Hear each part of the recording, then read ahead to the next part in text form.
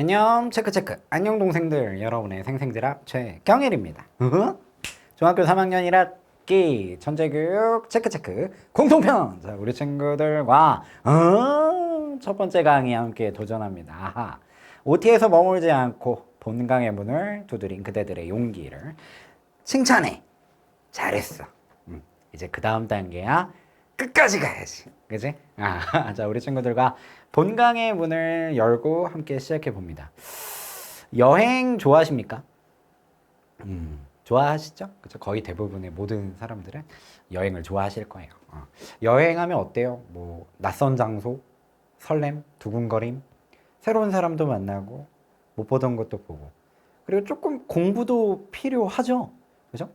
뭐, 환전하려면 어디가 좋은지, 맛집은 어디 있는지, 대중교통은 어떻게 이용해야 되는지, 그죠? 공부도 필요합니다. 그리고 그건 좀 재밌기도 해요. 쉽진 않겠지만 국어 공부도 여행이라고 생각하면 어떨까? 문학작품을 만나면서 모르는 사람도 만나고 낯선 곳에도 가보고 때론 공부도 필요할 거야. 표현법 같은 것도 이해해보고 뭐 다양한 내용 전개 방법도 알아보고 그치? 그래서 국어 공부라 생각하지 말고 국어 여행을 떠난다. 쉽진 않을 거지만 생각해 보신다면 이 과정이 그렇게 어렵지만은 않지 않을까? 자, 우리 친구들과 함께 재밌게 다독이며 같이 국어 여행을 해보도록 하겠습니다. 자, 교재 8쪽 펼쳐주시면 됩니다. 이 강의는 교재 기반 강의이기 때문에 교재가 좀 준비되어 있으면 조금 더 원활하게 쉽게 강의를 들을 수 있다. 자, 대단원 첫 번째가 이제 문학으로 구성이 되어 있어요. 그래서 첫 번째 시부터 뚜뚜뚜뚜뚜뚜 다양한 작품들이 막 제시가 되거든. 근데 8쪽에 보면 시의 갈래별 특징이라든가 이런 것들이 좀 제시가 되어 있습니다. 아무래도 우리 친구들 이 교재의 친절함이 아닐까 싶어. 그냥 바로 시가 제시되는 것보다는 시에 대한 일반적인 특징은 이래 라고 해서 우리 친구들에게 소개해주는 어떤 친절함이랄까 따스함이랄까. 자, 한번 받아들여 봅시다. 시입니다. 시는 뭐 아시다시피 중학교 3학년 친구들이잖아. 거기다가 국어 욕심쟁이 우후후 친구들이기 때문에 기본적으로 알고 있을 거라 생각하지만 시는 긴 글이에요, 짧은 글이에요? 짧은 글이죠. 마음속에 떠오르는 생각과 느낌을 리듬감이 있는 운율이 있는 언어로 압축하여 표현하는 거예요. 그죠? 그러니까 시는 감정 표현하는 거고 리듬감이 있는 글이고 짧은 글이야. 그게 시에 대한 일반적인 정의지. 그다음에 시의 구성 요소는 주제, 운율, 심상 이렇게 세 가지가 있다고 보통 얘기하는데요. 시인이 표현하려고 하는 주제가 있죠. 시인의 중심 생각, 그죠? 그 다음에 이걸 리듬감 있게 드러내야 되고요. 그 다음에 시인은 이제 실제로 보이는 건 아니지만, 실제로 들리는 건 아니지만, 실제로 느껴지는 건 아니지만 그런 느낌적인 느낌을 주죠. 마음속에 떠오르는 느낌, 그죠? 이걸 심상이라고 하죠. 주제, 운율, 심상, 이게 이제 시의 3요소라고 우리가 보통 얘기를 합니다. 자, 시의 일반적인 특징 정리합니다. 세련되고 함축적인 시어를 사용한다. 요게 이제 그 우리가 흔히 얘기하는 문학 언어죠. 문학 언어는 일상 언어를 아름답게 갈고 다듬은 언어예요. 이런 걸 이제 문학 언어라고 하죠. 그래서 세련되고 함축적인 시어를 쓰고요. 읽을 때 말의 가락, 리듬감이 느껴지고 마음속에 다양한 심상, 이미지 같은 것들이 떠오릅니다. 그다음에 시적 화자를 내세워 말하고는 시적 화자는 시에서 말하는 사람인데 시적 화자는 작가가 창조해낸 인물이죠. 그죠? 왜 만들어 놓은 거예요? 자기가 생각하는 거를 조금 더 효과적으로 전달할 수 있을 거다라고 생각해서 만들어 놓는 거예요. 김소월 시인의 엄마의 누나야라는 시를 보면 엄마의 누나의 강변살자 뜰에는 반짝이는 금모래빛 뒷문 밖에는 갈리페 노래 엄마의 누나의 강변살자 한단 말이야. 말하는 애가 몇 살 정도 된 것 같아요? 어른인 것 같아? 엄마야 누나야 강변살자 뭐 그런 거 아닌 것 같죠? 말하는 거 보니까 엄마야 누나야 뭐 이렇게 얘기하는 거 보니까 어린 남동생 같은 느낌이잖아. 그지? 그럼 이 김소월 시인이 이걸 어렸을 때 지었냐? 아니야. 다 커서 지었어. 어른 돼서 지었어. 근데 이 어떤 평화로운 공간을 바라는 그 마음을 드러내기 위해서 소년 설정한 거지. 그죠? 그래서 이 시적 화자는 시인이 만들어 놓은 거예요. 그래서 시적 화자는 시인이 아닙니다. 시인이 만들어 놓은 거예요. 작가가 자기 얘기하는 것 같은 시인데요? 라고 느껴지더라도 그것도 자기 시인이 얘기한 게 아니라 자기하고 비슷한 캐릭터를 만들어 놓은 거예요. 그렇게 봅니다. 국문학에선. 그래서 효과적으로 시적화자를 통해서 전달한다. 자, 시적화자에 대한 자세한 내용이 나오네요. 시적화자의 뜻. 시 속에서 말하는 이 시인이 자신의 생각이나 느낌을 효과적으로 드러내기 위해 시 속에 내세우는 인물이나 사물, 그죠? 사물이 말하기도 하지, 시에서. 시적 화자를 설정해 얻을 수 있는 효과는 시의 분위기를 형성하고 시의 정서를 효과적으로 전달하고 시적 상황에 대한 정서나 태도 등을 드러낼 수 있지.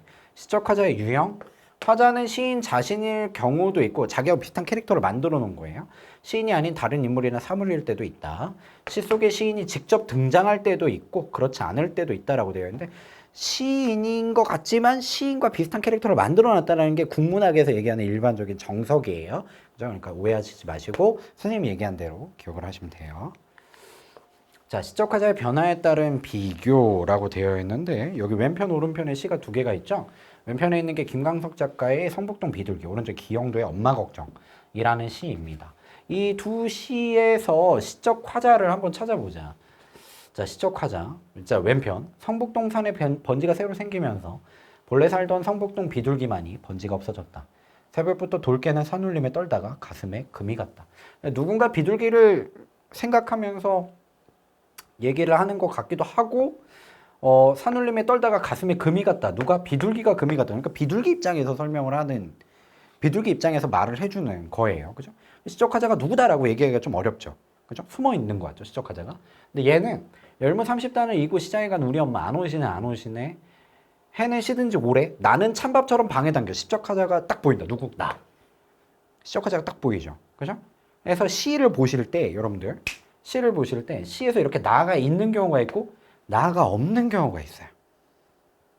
이럴 때 뭐라고 얘기하냐면 얘 같은 경우에는 시적 화자가 겉으로 드러나 있다. 시에서. 이렇게 얘기해. 이렇게 나가 딱 명시적으로 보일 때는. 분명하게 보일 때는. 시적 화자가 작품 밖으로 겉으로 드러나 있다. 그럼 얘는 뭐라고 할까? 겉으로 드러나 있지 않다. 이렇게 얘기하지. 그죠? 시적 화자가 안에 숨어 있다. 숨어 있는 거 같잖아. 시적 화자가 안 보이잖아. 잘. 누구라고 딱 얘기하기 어렵다. 근데 얘는 시적 화자가 딱 이렇게 보이지. 나라고. 겉으로 드러나 있다. 숨어 있다. 겉으로 드러나 있지 않다. 알겠죠? 이건 공식 같은 거야. 그냥 딱 떨어지는 거야. 알겠죠? 기억을 해두시면 될 것 같습니다. 좋아요. 자, 핵심 체크 문제 해결하고 갑니다. 시는 무엇이 있는 언어로 리듬감, 운율. 시인의 생각이나 느낌을 표현한 문학이다. 그렇죠? 그다음 두 번째, 시인은 자신의 생각을 효과적으로 전하기 위해 시적 화자를 만들어냅니다. 시어는 정서 표현, 정보 전달에 중점을 두는 말 어떤 겁니까? 둘 중에. 정보 전달이요, 정서 표현이요? 정서 표현이죠. 감정 표현하는 거. 그렇죠? 사전적, 상징적 의미. 뭐죠? 상징적 의미. 요게 이제 시적 언어, 문학 언어의 특징이죠. 정보 전달이라든가 사전적 의미, 요거는 일상 언어의 특징이죠. 사전적 의미라는 건 사전에 찾아보면 나오는 의미. 사전적 의미입니다. 그다음에 4번, 시적 화자에 따라 시의 어조나 전체적인 분위기가 달라질 수 있다. 그래서 화자 이렇게 쓰시면 되겠어요. 좋아요. 자, 그 다음에 넘어가서 9쪽에 보면 리듬감, 운율 나옵니다. 자, 운율의 종류는 크게 두 가지로 나눠요. 내재율과 외형률. 한자를 이해하면 조금 도움이 되죠? 욕심쟁이 친구들. 자, 내는 안내자고 외는 외자다. 그렇죠? 내재율은 운율이 안에 있는 운율이고요. 외형률은 운율이 겉으로 나온 거야. 그죠? 그런 차이가 있는데 안에 있는 것과 겉으로 나오는 게 무슨 차이가 있어요? 자, 겉으로 나오면 뚜렷하게 규칙을 갖추게 됩니다. 그렇죠? 외적으로 형식을 갖추는 리듬감이야. 얘네들은 딱 시를 봤을 때 아주 짜임새가 있습니다. 탁 이렇게 질서정연하달까? 그죠? 탁 이렇게 시가 이게 탁 군대같이 딱 이렇게 오열종대한 것처럼 막 이런 식으로 탁 아주 짜임새가 규칙적인 이런 거. 그죠? 요런 게 이제 외형률이에요. 내재율은 겉으로 드러나지 않는 거야. 막 지 맘대로야, 지 맘대로. 막 지 맘대로. 막 이런 식으로. 지 맘대로 막 이런 식으로 쓰는 거. 요런 게 이제 내재율입니다. 그죠? 그래서 대체적이 아니라 반드시 이것도 공식 같은 건데, 내재율은 자유시가 내재율이에요. 형식이 자유로우니까 운율이 겉으로 안 드러나는 거야. 형식이 정해져 있는 정형시 같은 건 뭐예요? 겉으로 드러나니까 외형률인 거예요. 이것도 공식이야. 내재율인데 정형시 없어. 외형률인데 자유시 없어. 공식이야, 공식. 알겠죠? 그래서 욕심쟁이 친구들 챙겨가시고 리듬감의 효과. 노래를 부를 때와 같은 리듬 효과를 주며 시의 의미와 어울려서 시의 전체적인 분위기를 자아내지. 시가 시인 이유는 리듬감이 있기 때문인 거예요. 중요한 요소다. 자, 리듬감을 운율을 만드는 방법. 운율을 만드는 방법은 간단해요. 그죠? 랩하는 방법은 간단하지. 북치기 박치기 북치기 박치기. 이러면 리듬감이 생기는 거예요. 그러니까 뭘 반복하면 리듬감이 생기는 거예요. 반복 반복 반복 반복 반복. 마지막 반복 아닌데요? 얘도 반복이다. 좀 이따 볼게. 자, 어쨌든 뭔가를 반복하면 리듬감이 생기는데 첫 번째, 같은 의문의 반복. 의문은 말의 뜻을 구별해주는 소리의 최소한이죠. 간단하게 얘기하면 자음, 모음 같은 거야. 그거 반복하면 리듬감이 생긴다라는 거죠. 그렇죠? 그래서 지금 같은 경우에는 니은, 리을 이런 거, 니은, 리을 뭐 이런 거 반복된다 뭐 이런 거죠. 그죠? 이런 소리들 반복돼서 리듬감을 형성한다. 그래서 자음, 모음 뭐 이런 거 반복되면 리듬감 나타나고. 같거나 비슷한 시어나 식구의 반복. 시어, 시에서 쓰인 단어. 식구는 두 단어 이상의 짧은 그쵸? 완결되지 않은 형태인 거죠. 그렇죠? 어느 날 당신이 찾으시면 그때 내 말이 잊었노라. 잊었노라 잊었노라 뭐 이런 거 반복되고. 투명한 신발, 벌거벗은 임금님 신발 뭐 하면서 이렇게 신발 이렇게 반복되는 거. 어쨌든 반복되면 리듬감이 생기는 거예요. 또 같거나 비슷한 문장 구조의 반복. 내를 건너서 숲으로 고개를 넘어서 마을로 뭐뭐를 넘어서 뭐뭐로 뭐뭐를 넘어서 뭐뭐로 그죠? 비슷한 문장 구조가 반복되죠. 글자 수 반복. 봄바람 하늘하늘 넘노는 길에 연분홍 살구꽃이 눈을 틉니다. 자, 여기 글자 수 반복이 보이는데요. 7글자, 5글자. 7글자, 5글자. 그래서 음수율이라고 하는데 글자 수가 반복되는 거. 글자 수, 음수율. 그죠? 글자 수가 반복되는 거 음수율이라고 하는데 얘 같은 경우에는 이제 7글자, 5글자가 반복된다고 해서 7호쭉 이렇게 합니다. 네 글자 반복되면 뭘까? 응용해봐. 4조. 그쵸? 이렇게 하는 거지. 어렵지 않죠? 끊어있는 단위. 한행을 끊어있는 말의 마디를 음보라고 합니다. 그래서 끊어있는 거에 따라서도 리듬감, 이게 반복되면 리듬감이 생기거든요. 시조 같은 경우는 4음보를 갖고 있죠. 이 몸이 죽고 죽어 100번 고쳐 죽어. 백골이 진토되어 넋이라도 있고 없고. 한행이 네 마디잖아요. 그죠? 4음보 이런 거 리듬감 생기는 거예요. 음보의 반복. 그다음에 얘도 반복이라고 했죠. 결론적으로. 그죠? 소리나 모양을 흉내낸 말. 소리를 흉내내는 말을 의성어라고 하고 모양을 흉내내는 말을 의태어라고 하는데 이 둘을 합쳐서 교재는 없죠. 교재는 없는데 선생님 추가적으로 써놓은 거야. 음성상징어라고 한다. 기억해 두세요. 국어 욕심쟁이 우후후 친구들. 음성상징어. 의성어, 의태어 합쳐서 음성상징어라고 해요. 시험 문제 나오는 말이야. 기억을 해두시고 얘네들 같은 경우에 보통 그 반복이 되는 애들이에요. 그죠? 깡충깡충, 찰싹찰싹, 철석철석 한 번씩 다 반복되잖아. 송이 너울너울. 우리 국어의 의성어나 의태어들은 반복이 많아요. 그래서 얘도 결국엔 반복이야. 리듬감을 형성한다. 챙겨가시고. 자, 표현법이 나오네요. 반어법 봅시다. 시에서 또 많이 쓰이는 표현법인데 반어법은 반대로 얘기하는 거죠. 표현하고자 하는 것과 속뜻을 숨기고 겉으로는 반대로 표현하여 애초에 뜻하고자 하는 내용을 강조하거나 변화를 주는 방법. 부모님께서 어디 가셨어? 야, 집 잘 지키고 있어? 경이라? 네! 신나게 대답하고 하면서 막 난장판을 만들어 놔고 엄마 아빠 오셔서 뭐라고요? 아유, 우리 경일이 잘한다 이렇게 하잖아요. 그죠? 반어법이죠? 나 정말 잘했죠? 뭐 이러면 이제 한 대 맞고 두 대 맞지? 그치? 하고자 하는 말과 반대로 표현하는 거. 시에서도 이런 표현들이 나오죠. 그죠? 그때 내 말이 잊었노라. 먼 훗날 언젠가 잊었노라. 이제 김소월 시인의 작품인데, 그죠? 잊었다라는 얘기 아니죠. 못 잊는데 먼 훗날 언제 한번 잊어볼게. 이런 얘기를 하는 거야. 그럼 정말 잊겠어? 못 잊겠지. 그죠? 일상적인 어법이 잊지 않겠다는 말보다 조금 더 절실하게 느껴지는 거죠. 반대로 얘기하니까 생각하게 만드는 거잖아. 그죠? 그래서 이런 거 반어법이고요. 두 번째 역설. 중학교에서는 반어법하고 역설법을 구별하는 문제가 많이 나오죠. 그렇죠? 역설은 무슨 차이가 있냐면 얘는 논리적으로 모순되어 보이는 표현이에요. 그러니까 말이 안 되는 표현이에요. 겉으로 봤을 때. 반어법은 말은 돼. 먼 훗날 언제 잊을게 말은 되잖아. 근데 역설법은 말이 안 돼. 외로운 황홀한 심사위원이 외로운 건 마이너스 부정적인 거잖아. 황홀하다는 건 플러스 긍정적인 거잖아. 근데 안 좋고 좋대. 이게 무슨 소리야? 역설법이야. 외롭고 황홀한 마음이여니 라고 얘기를 하고 있는 거야.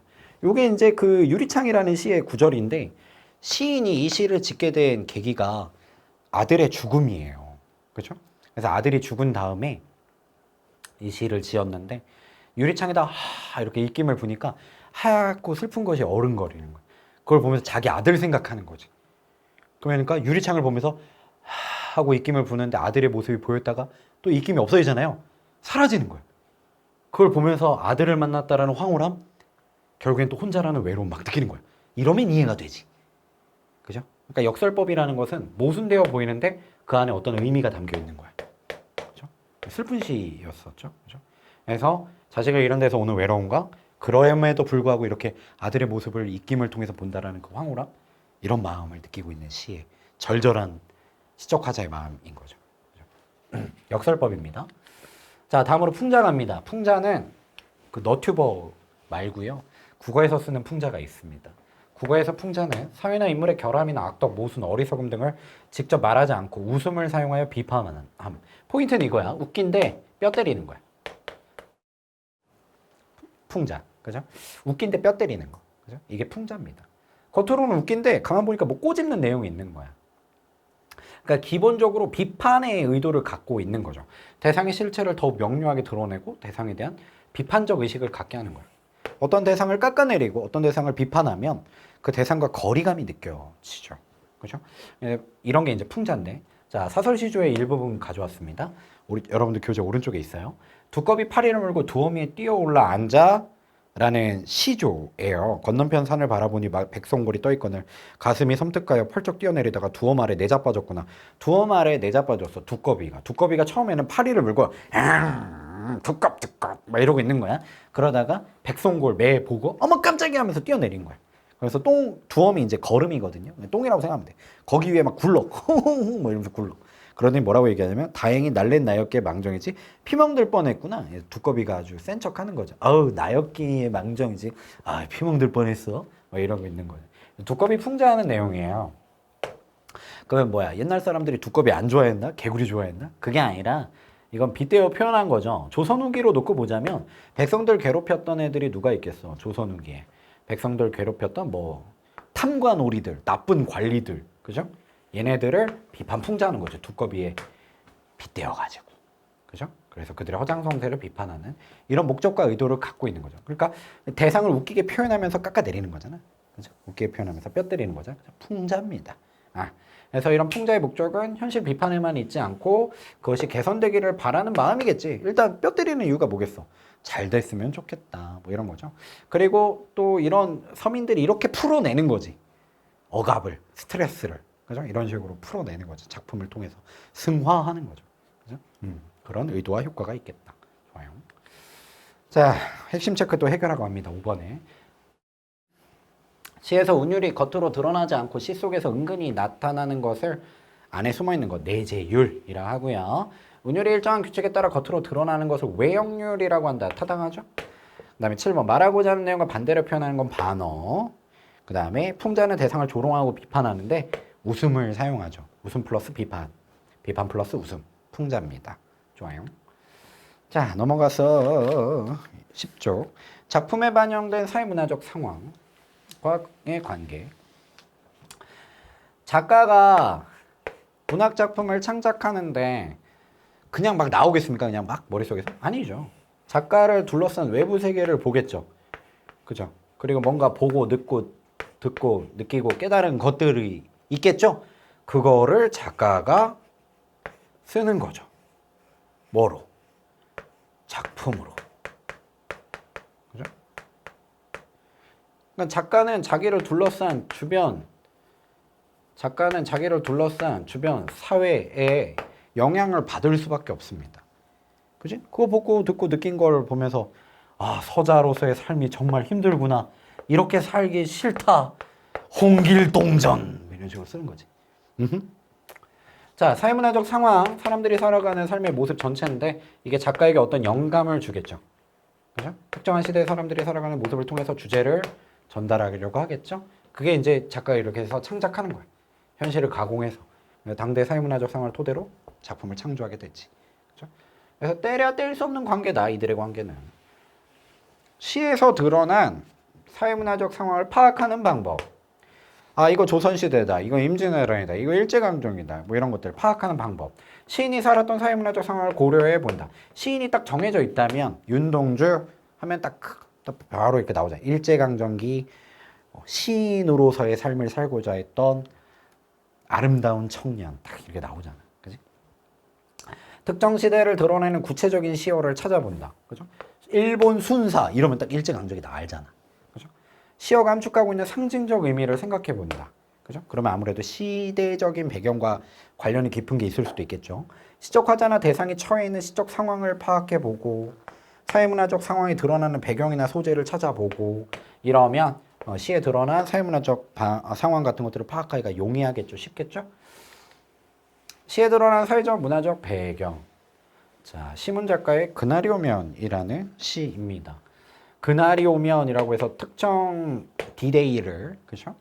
얘기를 하고 있는데 한번 봐봐. 그날이 오면 삼각산이 일어나 더덩실 춤이라도 추고 한강물이 뒤집혀 용솟음 칠 그날이 이 목숨 끊기기 전에 와주기만 할 양이면 나는 밤하늘을 나르는 까마귀와 같이 종로의 인경, 종물 머리로 들이받아 울리오리다 라고 얘기하고 있어. 이 그날에 대해서 나는 그날이 되면 너무너무 좋아서 내가 종을 머리로 받아서 울리겠어. 이런 얘기를 하고 있는 거야. 간절히 바라고 있죠.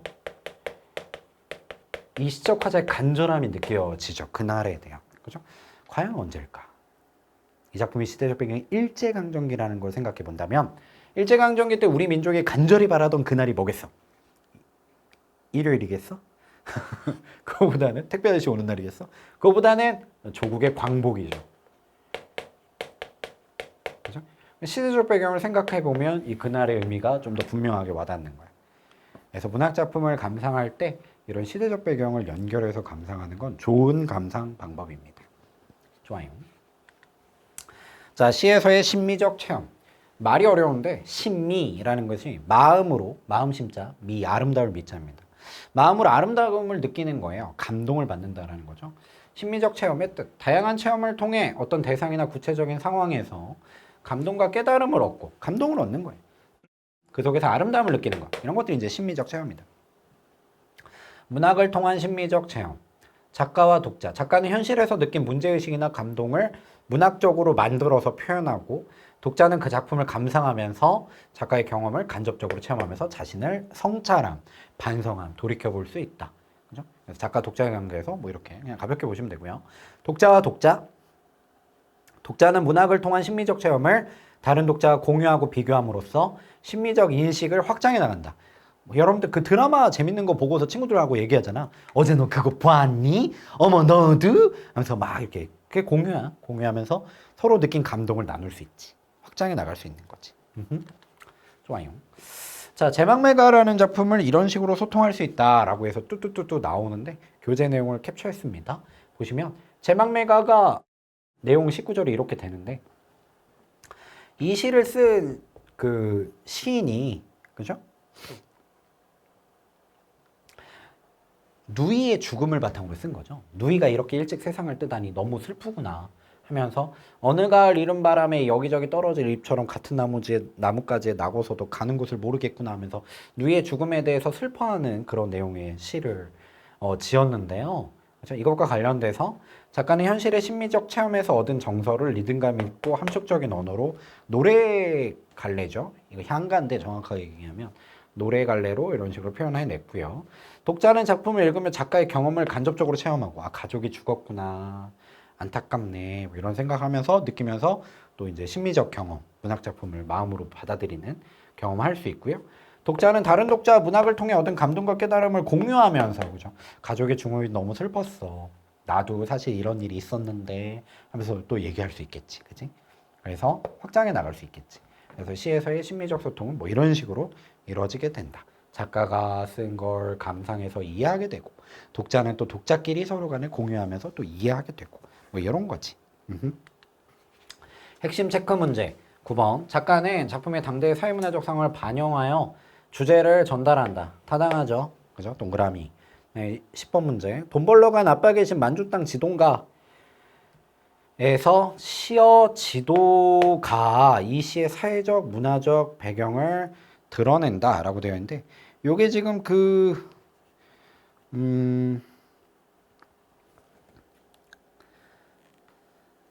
여기 나와 있는 내용의 시는 아니지만, 그죠? 교재에 지금 딱 나와 있는 시는 아니지만, 이게 이제 오줌 싸개 지도를 보면서 이런 얘기를 하는 건데, 오줌 싸개 지도를 보면서 이런 얘기를 하는 건데, 오줌 싸개 지도, 오줌 싸개가 이제 이불에다 오줌을 쌌어요. 그래서 상황 설명해 드리는 거예요. 오줌을 쌌어. 그러면은 그거 보면서, 아우, 창피해. 빨리 세탁해야지. 뭐 이럴 수 있겠지만, 시적화자는 그걸 보면서, 아, 이거 마침 보니까 돈 벌러 간 아빠 계신 만주 땅 지도인가 이런 생각을 하는 거야. 이걸 보면서 이제 이 구절에서 시대적 사회적 배경이 드러나는 거지. 만주 땅에 돈 벌러 갔다 아빠가, 그죠? 일제 강점기 이제 우리 민족이 우리 이제 국내에서는 너무 힘드니까 이렇게 만주로 연변, 그죠? 지금은 연변이라고 하는 곳이죠. 거기로 많이 이주해 가죠. 그죠? 그런 슬픈 역사가 느껴지는 거죠. 그죠? 그래서 이 지도에서 이제 사회적 문화적 배경이 드러난다. 타당하다 볼 수 있겠습니다. 그죠? 그래서 배경 지식을 조금 설명을 해드렸어요. 좋아요. 자, 오른쪽에 보시면 개념 확인 문제가 제시되는데 11쪽에 이것도 해결해 봅시다. 1번 문제, 보기의 운율 형성 방법에 대한 설명으로 적절한 거. 정몽주 시인의, 그죠? 우리가 단심가라고 이름 붙여 놓는 많은 사람들이 좋아하는 시조죠. 이 몸이 죽고 죽어 일백번 고쳐 죽어 백골이 진토되어 넋이라도 있고 없고 임양한 일편단심이여 가실줄이 있으랴. 그죠? 일단은 시조는 사음보의 율결을 갖고 있습니다. 그죠? 그죠? 이런 식으로 사음보의 율결을 갖고 있거든요. 그래서 일정하게 끊어 읽기를 반복한다 라는 특징 일단 잡아놓을 수 있겠고요. 일정하게 끊어 있는 게 이제 음보죠. 행을 끊어 있는 말의 마디, 음보. 그 다음에 글자 수도 반복됩니다. 세 글자, 네 글자, 세 글자, 네 글자. 세 글자, 네 글자. 한두 글자 텀은 줄 수 있어요. 그죠? 이런 식으로 글자 수도 반복되고 있다. 그래서 이것도 타당하게 가져갈 수 있겠다. 비슷한 문장 구조 반복하진 않았죠. 문장 구조가 반복된 건 없고 동일한 구절을 반복한다. 두 단어 이상이 반복되는 거. 그런 것도 없죠. 음성 상징어 사용되지 않았죠. 그죠? 정답은 1번, 3번 이렇게 두 개 가져갈 수 있겠습니다. 정답 두 개라고 하니까 정답 확인하고요. 넘어가서 2번에 시 속에서 말하는 이로 시적화자죠. 시인이 자신의 생각과 느낌을 효과적으로 드러내기 위해서 시 속에서 내세운 인물을 우리는 화자라고 한다. 혹은 시적 화자 이렇게 쓰셔도 돼요. 이렇게 쓰시면 정답의 완성. 3번 보기에 밑줄 친 나에 대한 설명으로 적절하지 않은 것은 이라고 되어 있는데 여기죠. 그죠? 죽는 날까지 하늘로 오르라 한 점 부끄러움이 없기를 잎새에 있는 바람에도 나는 괴로워했다. 시적 화자 겉으로 드러나 있는. 그죠? 자, 적절하지 않은 거 찾아보면 시적 화자에 대한 설명인데 서정적 자아이다라는 좀 어려운 표현이 나옵니다. 국어 욕심쟁이 친구들은 가져갈 수 있을 법한 표현이죠. 시적 화자 다른 말로는 화자라고도 하고 또 다른 말로는 감정을 풀어내는 나다라고 해서 서정적 자아라고도 합니다. 스스로 자에다 나자를 쓰는데 감정을 풀어내는 나라는 뜻이에요. 그죠? 그래서 이것도 타당한 말입니다. 시적화자 시의 분위기도 당연히 형성하죠. 시인 대신 말하는 사람이고요. 고백적 반성적 어조를 사용하고 있어. 하늘을 우러러 부끄러움이 없기를 나는 괴로워했어. 자기 반성. 이 시에 해당해요. 그죠? 그래서 타당한 설명인데 5번 시인이 자신의 생각을 감추고자 설정했다라고 되어 있는데 시적화자는 시인이 자기 생각을 잘 드러내기 위해서 설정하는 거죠. 그래서 이거는 적절하지 않다. 4번 다음 시의 운율 형성 요소를 보기에서 골라 기호로 쓰세요. 서늘한 돌담에 달빛이 들어 뭐 리을 리을 리을 리을 디귿 디귿 디귿 그래서 비슷한 자음 모음 이런 것들이 반복되는 걸 확인할 수 있겠고요. 해야 고운해야 솟아라라고 되어 있는데 이건 단어가 반복되고 있죠. 해야 해야 해야. 네, 먼 훗날 당신이 찾으시면 그때 내 말이 잊었노라. 먼 훗날 당신이 찾으시면 그때 내 말이 잊었노라. 그래서 비슷한 일정한 음보가 반복되고 있다. 3음보의 율격. 그치? 확인할 수 있겠다. 5번 시에 대한 설명으로 알맞지 않은 거. 읽을 때 리듬감이 느껴진다. 운율, 리듬감. 맞죠? 네, 시인의 생각을 자세하게 표현한다. 일단 패스. 마음속의 이미지, 심상이고요. 화자를 통해 시의 전체적인 분위기 형성하고요. 일상에서 쓰이는 표현보다 다듬어지는 문학 언어를 쓰죠. 그래서 지금 1, 3, 4, 5 다 시에 대한 설명 맞는데 2번 시인의 생각을 자세하게 표현한다. 시는 긴 글, 짧은 글, 짧은 글. 압축적, 함축적인. 자세하게 표현하면 짧아지기 어렵겠죠? 그래서 요거는 시에 대한 설명이라고 보기 어렵습니다. 좋아요. 6번에 보기에 사용된 방법. 찬란한 슬픔의 봄, 찬란한 플러스, 슬픔 마이너스 두 개 같이 있어. 뭐다? 모순된 표현, 역설이죠. 역설에 대한 설명으로 알맞은 거 찾아보라는 거예요. 속뜻과 겉뜻이 반대된다. 반어. 대상의 개선을 목적으로 한다. 웃음을 사용할 모순을 지적한다. 읽는 이가 대상에 대한 비판적 의식을 갖게 한다. 이건 전부 다 웃음 플러스 비판, 풍자에 대한 설명이라 볼 수 있겠고요. 표면적으로 논리적으로 모순되지만, 겉으로는 모순되지만 그 속에 진실을 담고 있는 게 이게 역설이죠. 그지? 그래서 5번 선택지가 역설에 대한 설명 방법이다. 그래서 정답 확인할 수 있겠다. 7번에 일제강점기라는 창작 시대를 고려할 때 밑줄 친 시어의 상징적 의미로 알맞은 거. 자, 시대적 배경이라는 조건을 줬어요. 일제강점기라고. 일제강점기 시대 코드라고 설명하면서 선생님도 문학작품 많이 해석하는데 일제강점기 시대 코드를 가지고 있는 작품들은 좋은 건 뭐겠습니까? 조국의 독립, 광복, 희망, 자유 뭐 이런 거겠죠. 나쁜 건 뭐겠어요? 일제 포갑, 억압, 일제강점기, 실형, 고난 뭐 이런 거겠지. 이게 일제강점기 시대 코드예요. 지금 눈 내려요. 그러면 뭐겠어? 부정적인 거, 실형과 고난. 그런데 매화향기, 꽃향기가 홀로 아득하다. 그러면 지금은 실현 속에 있지만, 지금은 일제강점기지만 꽃향기가 느껴지는 거야. 이거 뭐겠어? 진짜 그냥 플라워겠어? 아니죠. 그 어떤 기운, 봄의 기운. 그럼 일제강점기가 겨울이라면 봄은 뭐겠어? 광복. 이런 거겠죠. 내 여기 가난한 노래에 씨를 뿌려라. 이때를 위해서 나는 씨를 뿌리겠다. 의지를 드러내는 거죠. 농사 짓겠다가 아니라 조국 광복에 대한 의지를 드러내는 거죠. 그죠? 그럼 이 매화향기는 시대적 배경을 고려했을 때 뭘까? 조국 광복의 기운, 조국을 해방시킬 영웅, 시인의 밝은 미래, 조국 광복이 이루어진 날, 일제강점기 부정적 현실. 가장 가까운 건 조국 광복의 기운 정도로. 그죠? 광복의 어떤 느낌적인 느낌? 뭐 이런 거 나타낸 표현이라고 볼 수 있겠죠. 어떤 특정 영웅을 나타내는 것도 아직 안 이루어졌어. 그죠? 그리고 이걸 부정적인 형질이라고 보면 안 되지. 그치? 그래서 일제강점기라는 시대 코드를 넣었을 때 1번 선택지가 적절하다. 8번 시에 드러난 사회문화적 상황을 파악하는 방법으로 알맞지 않은 것은 화자가 처한 상황을 파악하고요. 특정 시대를 드러내는 구체적인 시어 찾아보면 시대적 배경 파악할 수 있겠죠? 일단 3번 패스. 그죠? 그 다음에 3번 계속 봅시다. 시어가 함축하고 있는 상징적 의미를 생각해 본다. 그죠? 시어가 가지고 있는 상징적 의미를 생각해 보면은 시대적 배경과 연결되는 경우가 있을 수 있겠죠. 그죠? 일단 넘어가고요. 4번 패스, 5번. 시인이 살았던 시대의 사회문화적 상황을 살펴본다. 이것도 시대적 배경 파악하는 데 도움이 되겠죠. 근데 4번, 독자가 살고 있는 시대적 상황을 고려해서 살펴본다. 이렇게 감상하면 좋겠지만 그런다고 시에 드러난 사회문화적 상황을 알 수 있는 건 아니죠. 그죠? 독자가 살고 있는 시대적, 사회적 상황을 알면은 작품과 연결될까요?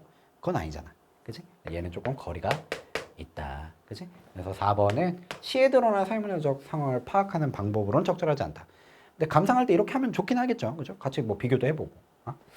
그래서 어쨌든 뭐 좋은 방법이긴 하지만 사회문화적 상황을 파악하는 방법으로는 적절하지 않다. 이 정도 설명드릴 수 있겠습니다. 좋아요. 자, 오늘부터 국어 욕심쟁이 우후훗. 자, 우리 친구들 열심히 해주셔서 잘하셨고요. 그렇죠? 이렇게 1강 같이 한번 열어보았는데 끝까지 갑니다. 정말 고생 많았습니다. 다음 강에서 만날게요. 그럼 우리 친구들 오늘도 생생지락 되소서.